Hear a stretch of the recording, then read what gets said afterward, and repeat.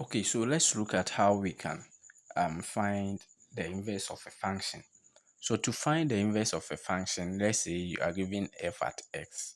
Before you can do that, so this one is similar to finding the range of a function. Most of the time, students um, just they interchange this the inverse of a function and range of a function. When they are asked to find inverse of a function, they rather find range of a function. When they are also sometimes to when they are asked to find the range of a function, they rather find what inverse of a function. But you don't need to mix the two. All right, good. Here, what that we are saying is that you let y equals the function. Then here you only interchange their position and make y the subject. But if it were to be the range of a function after letting y equals the function, what you do is what you make x the subject.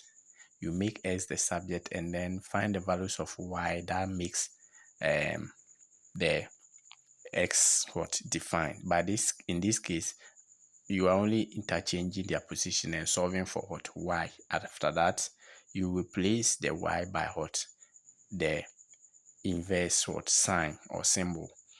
Without wasting time, let's take these examples, the three examples, and see how we can find the inverse of such functions.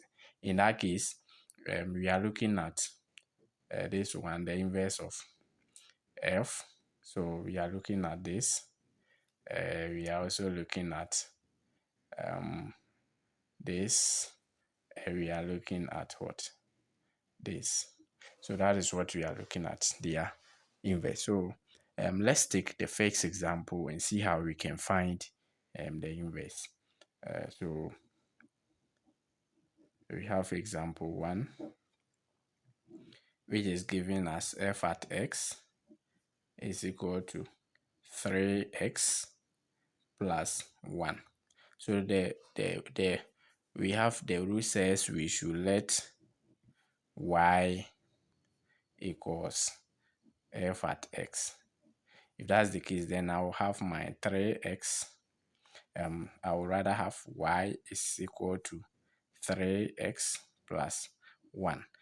And the next step is also saying that we should interchange x and y. So it means that where I see y, I'll put x there. And where I see x, I will put y there. So here is y. So I'll write x. And then here is what? X. So I'll put y there. That is what we mean by interchange x and y.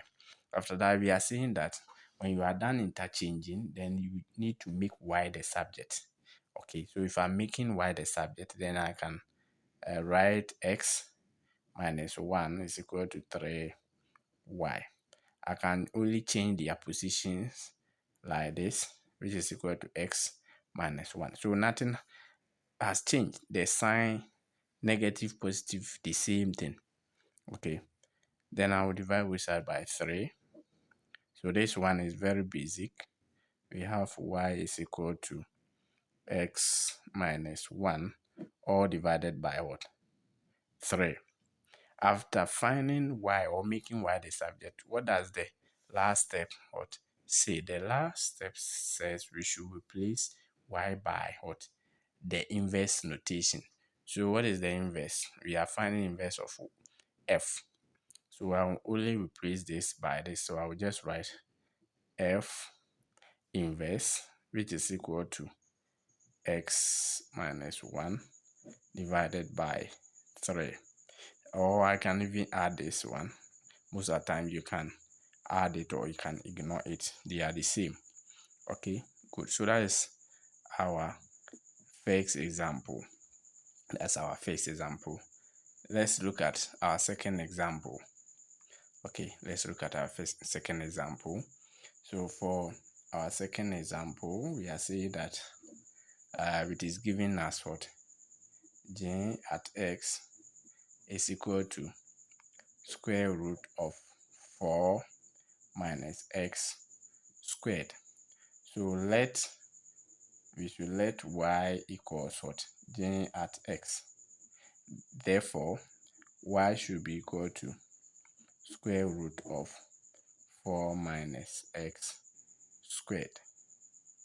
Then the next rule says we should interchange x and y. So I'll write x here, which is equal to square root of 4 minus, then I'll write y squared. Good. Since I'm looking for y, then and I have this radical sign, what I'll do, I'll just square both sides. So I can square both sides like this. So I will square my both sides so that this one clear this. Then I have x squared minus which is equal to 4 minus y squared. Because I'm looking for y, I can write this as y squared is equal to 4 minus x squared. I only transpose the negative y to this side and transpose the x to the other side. Since I'm looking for y, I can take square root of both sides.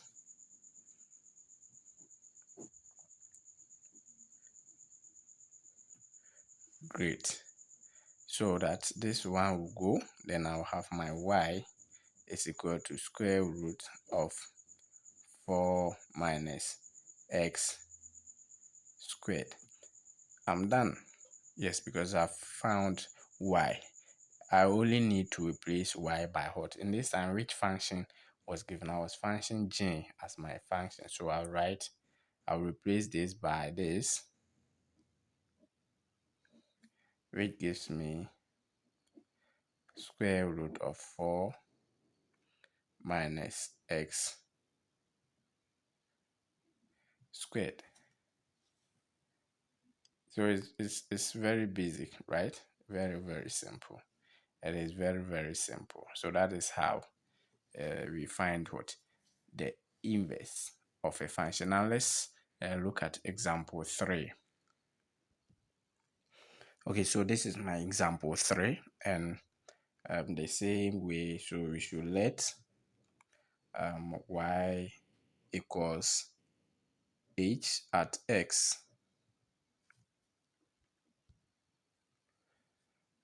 Okay, then I can have y is equal to x plus 1 all divided by x minus 3. Okay, so I will just interchange x and y. Then here is x, which is equal to y plus 1 divided by y plus 1. Good. So what I will do is, we know that this is divided by 1. So I will find the LCM. The LCM will be y plus 1. So I will multiply through by y plus 1, meaning that this will multiply this and this will multiply that. Okay. So I'm going to have x multiplying the expression y plus 1, which is equal to 1 multiplying y plus 1.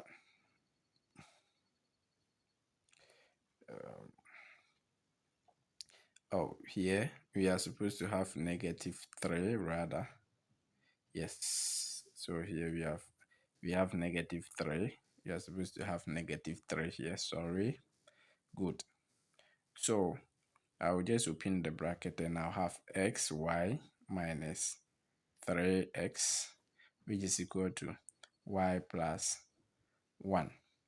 Because we are looking for y, I can group like terms. So I'll maintain xy minus y is equal to 1 plus 3x. Since I have 2 of the y's, I will just factor one of the y's out.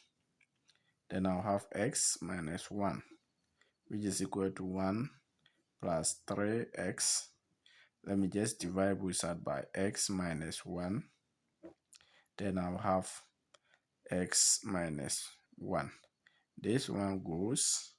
I'll have my y to be 1 plus 3x divided by x minus 1. and that's it. Once I have y alone, y standing alone as this, then I can just replace this y by what? The h. Okay, the h. So its inverse becomes what? H superscript what? 1 at x, which is equal to, as for the answer, you write it as it is, like this, and then x minus 1. So that is how you can deal with or find the, what do we call it? You can find the inverse of a function. Now let's take one last example on this and see how we can solve that. Okay, all right. Okay, so let's look at this example. In this example, we are saying that if f at x is equal to 2x minus 1 and the inverse of f at a is equal to 2, find the value of a. So this one, in this question, what you do is you first need to find the inverse of f of x, because that is what is given to us. You need to find this inverse first. Okay, so as we have been doing,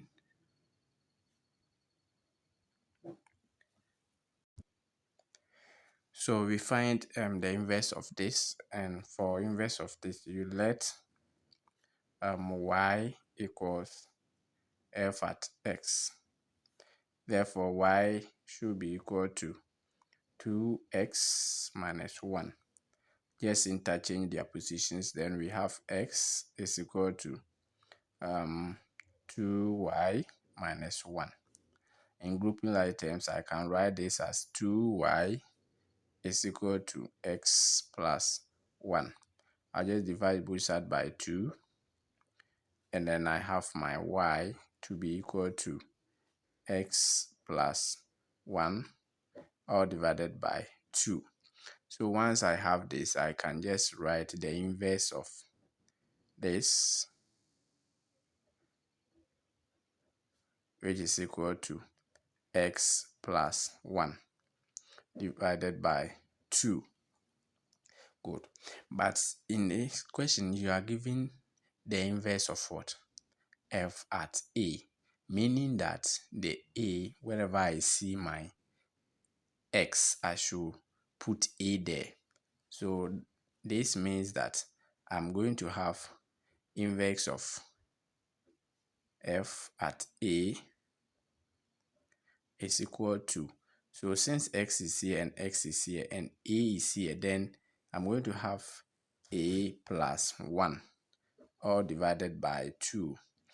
And the thing is saying that I should equate to what? 2. So I will just equate to 2 and solve. Okay, so let me continue from here. Now this is what I have. A plus 1 divided by 2 is equal to 2. Now we know that this is divided by 1, so I'll find the LCM.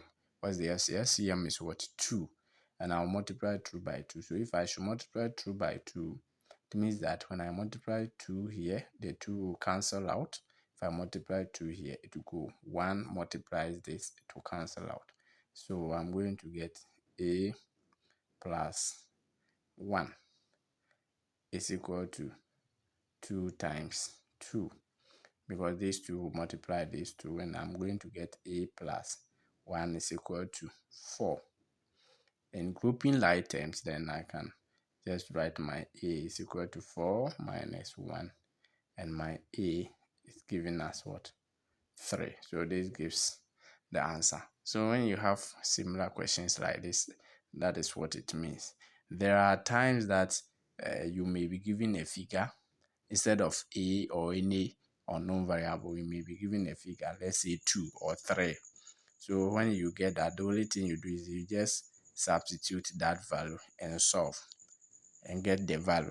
Okay, so that's all about inverse of a function. Now we'll end here and continue next time in our next video. In our next video, we are going to look at the zeros of a function, or the root of a function, finding the zeros or the root of a function. So I wish you wait, take your time and go through all that we have done, and wait patiently for the next video. All right, okay, so see you next time. Bye bye.